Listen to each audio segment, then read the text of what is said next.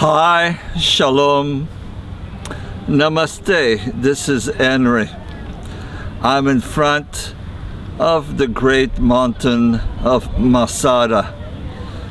You know, sometime you dream for 20, 30 years that you will go somewhere that you've read about in 100 books, fantastic stories about the Jewish people who died here on this mountain. And finally, in 2016, I have the opportunity to be here in Masada. We will do a short visit, and I will try for my friends and family to show you some of the highlights of what I will be visiting today. Alles so aus wie gemacht von Marmor. Da vorne sehen wir noch die originale Version.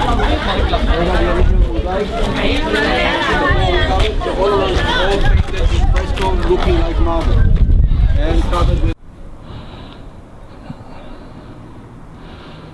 One of the ancient gates, the Byzantine gate.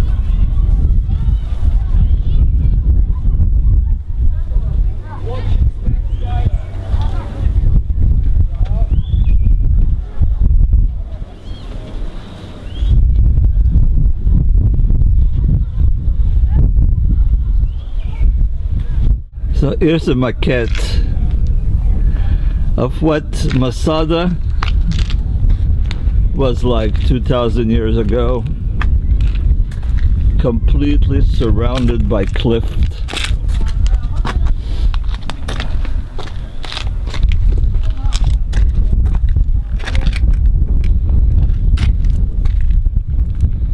Completely protected from the enemies of King Herod. So that was the personal palace where the king had his bedroom and his personal residence on the side of the cliff. That was the place where he had his private parties with his commandant and warriors. And this part here is a place where he had public parties.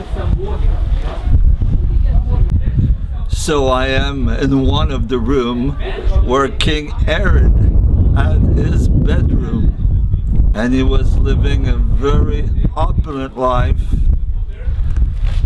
As you can see, the floor of his bedroom was a very intricate mosaic. More mosaic floors from one of the palace rooms.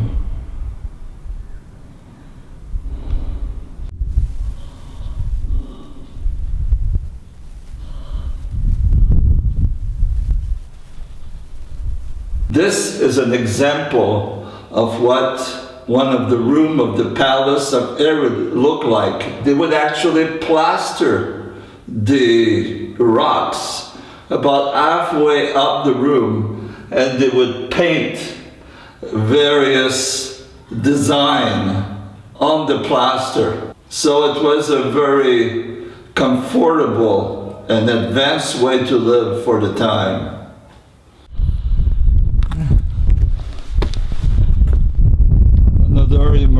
bat. Just go down. It was filled with water, and somebody could just relax. At one point, hundreds, maybe thousands of slaves, they would eat up the water in giant pots and just fill these baths so that King Herod could take warm baths. So this is one of the cistern. It must be about 10 meter deep and 10 meter wide, or 30 feet by 30 feet. And that's where the water was kept, accumulated from the rain. They must have had all kinds of system, as you see, as I turn the camera. It goes uphill from here. So they must have had all kinds of ways to collect the water and bring it in the cistern.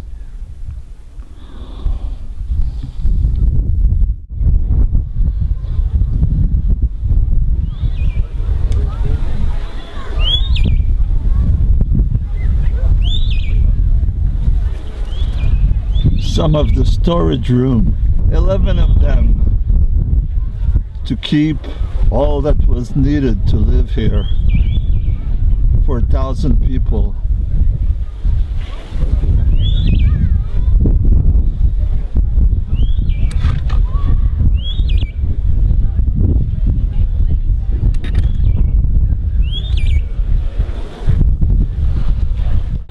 I am in one of the storage room.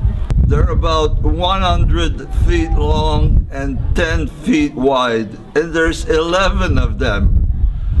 Here they would store wine, they would store olive oil, they would store dry fruits. To live up here and be able to survive for months on end, they had thousands of kilos of food so that they could withstand any attack from their enemies. So they had plenty of food, they had arranged themselves so they had plenty of water to drink and to bathe, and they were feeling very safe because they were above everything else and practically unreachable by any armies that was surrounding Israel. And that was one of the bat. This was one of the bathtub, probably used by King Herod. It was known that they had hot and cold water somehow.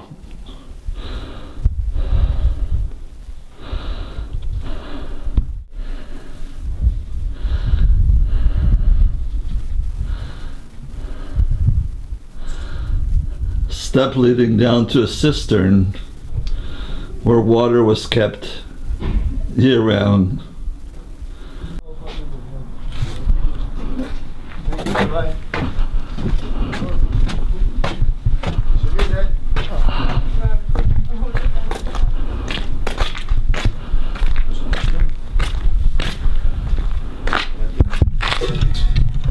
I am in what used to be the banquet hall of King Herod more than 2,000 years ago.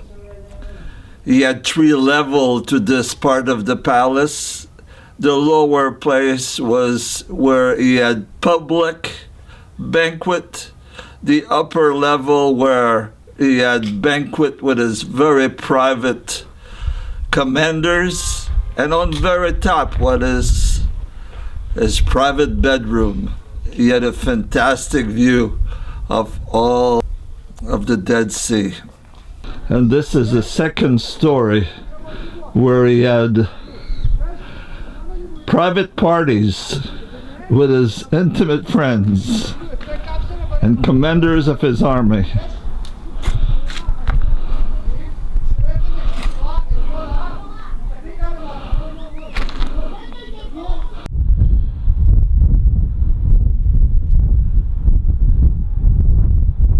It's here that the Roman built the famous ramp with the help of 10,000 slaves from the Jewish population to build this ramp to finally get to the top of Masada. When they arrived, nearly 1,000 people had committed suicide.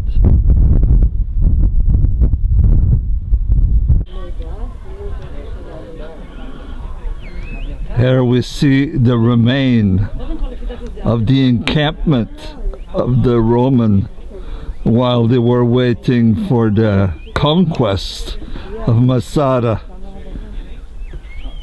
When they were building the ramp, that's where they kept 10,000 soldiers. 2,100 years ago,